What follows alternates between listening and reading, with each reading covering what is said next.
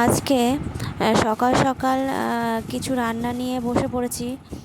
আসলে মা নেই, সেই জন্য এটা অনেক পুরনো ভিডিও, কিন্তু আমি এডিটিং করার সময় পাইনি, তাই আমি আজকে এটা এডিটিং করে আজকে তোমাদের জন্য ভিডিওটা সাবমিট করছি।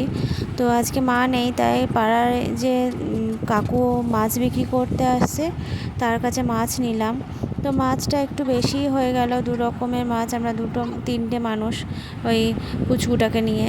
তো পুচকুর জন্য বড় মাছ, আমাদের জন্য একটু ছোটো মাছ, মানে পুচকু আর পুচকুর বাবার জন্য বড় মাছ, কারণ বাবাও বড় মানে ছোটো মাছ পছন্দ করে না, আর পাপা তো খেতেই পারে না।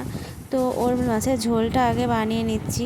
ওর জন্য একটু বড় রুই, যেটা 1 কেজির ওপরে আমি কোনোদিন নিই না, 1 কেজির কমে যে রুইগুলো হয়, রুই বা কাতলা, সেইগুলোই নিই, কারণ কাঁটা বাছতে হয় তো, আর পেটির মাছটা খাওয়ানোর চেষ্টা করি।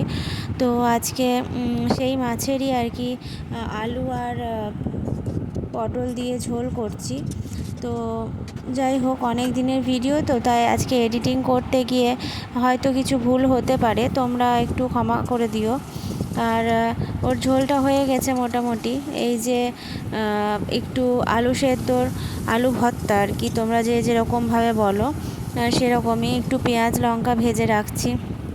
আজকে ওই যে ছোটো মাছগুলো ছিল, সেই ছোটো মাছগুলো দিয়ে, পটল দিয়ে, ভেন্ডি দিয়ে, তারপরে ডাঁটা মা কেটে রেখে গেছিলো, সেই ডাঁটা, সজনের ডাঁটা, আলু সব দিয়ে একটু ঝোল করব। ঝোলটা খেতে সত্যিই খুব ভালো লাগে গরম গরম ভাতে। তোমরা যদি চাও তোমরাও করে দেখতে পারো। আমি ওকে পাপাকে নিয়ে সেরকম অতটা টাইম পাই না, সেই জন্য যা পারি করে নিই, কারণ মা যখন থাকে তখন হাতের কাছে সব কিছু করে দেয়, একদম কাটা থেকে ধোয়া থেকে সব কিছু। তো মা নেই, তো মায়ের জায়গাটা তো আর পূরণ হবে না, সেই আমার তখন 2টো হাতকে 10টা হাত করতে হয়।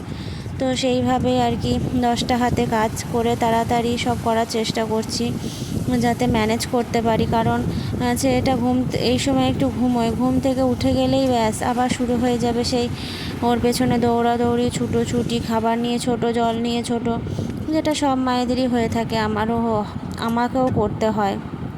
তো একা থাকলে তার জ্বালা অনেক রকম, যখন শাশুড়ি মা থাকে তখন বুঝতে পারি না। এই যে আমার ঝোল অলমোস্ট হয়ে এসছে, তো এতে এবার ওই মাছগুলো দিয়ে দেব, যেগুলো ভেজে রেখেছি। এই ছোটো মাছ না, অনেক ভাজাটাও কষ্ট, জানো তো, কড়াইটা ঠিক মতো গরম না হলে সব ভেঙে গুঁড়ো হয়ে যায়, সেও একটা ভাবতে হয়।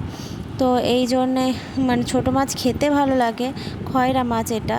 তোমরা কে কীভাবে বলো আমি জানি না, এই মাছটা খুব টেস্টি হয়। আমি ছোটো মাছের মধ্যে এই মাছটাই সবচেয়ে আমার ভীষণ প্রিয়, আমার অন্য মাছ অতটা ভালো লাগে না, আমি একটু বড় মাছই খাই, কিন্তু এটাই ভালো লাগে। তো আজকের মতো এইটুকুই, টাটা।